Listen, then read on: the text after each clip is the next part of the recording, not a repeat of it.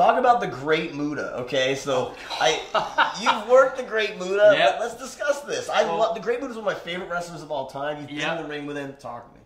So I got the phone call from Muta while I was taking a dump, which was one of the funniest things in the world. I remember getting a call and it was like, hey, because at the time he was booked for 1PW, but obviously 1PW fell through. You know, I know he bumped a load of people. Steve Gauntley, you never bumped me, so I appreciate that. And then, so I know originally he was supposed to work, we'll say Sterling James Keenan. Oh, there we go. And JK. that obviously fell through. And then I got the call, it was like, hey, do you want to work Muta? And I was like, not completely, not to be a dick, but I wasn't completely familiar. Yes. And I was like, yeah, I'll do it, no problem. Sure. I've always been pretty good in the fact that I don't usually get starstruck by guys, you know, big names or anything like that. So I was like, yeah, I'll do it. And then obviously I'm great move. So I started watching stuff and I was like, oh, it's that dude, you know. And then I remember having a VHS tape of Future Shock '89 with.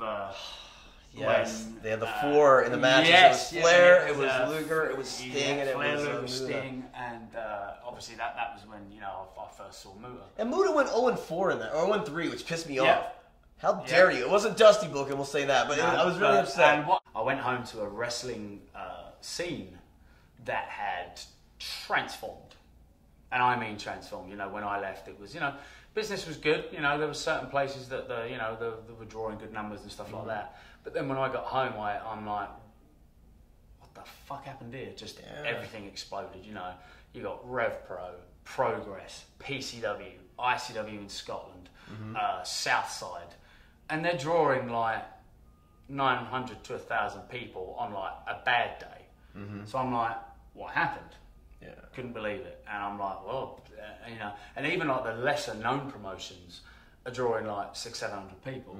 Which, very healthy scene. Yeah, which is unreal. You know, I mean, I'm assuming the bubble's going to burst at some point, but it doesn't seem to be looking that way. You know, and this has been, it's exploded and it's been going strong for a while. It's not just though it's just happened. You know, I mean, Progress started in 2012, and everything's exploded and everything's doing great.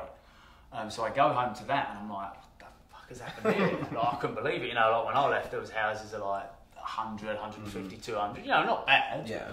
But nothing like it was now. The reaction from the crowd, you know, to the point where they're singing 2 different songs, singing my name, embracing my name, which he gave me, and I really don't fucking like it. It's the worst. I'm sorry. Anyway, but Danny Bird. I didn't mean to. They picked that out of 3. Go ahead. I'm sorry. You never told me that. This was the best part. So right? He says, "Oh, we've got 3 names. We're giving you this one. What's the other 2? Don't worry about it." Here's what happens. Now listen. What were the other 2? Can you remember what they were? I am not. What's that? Can you remember what the other 2 were? I don't. At least you were.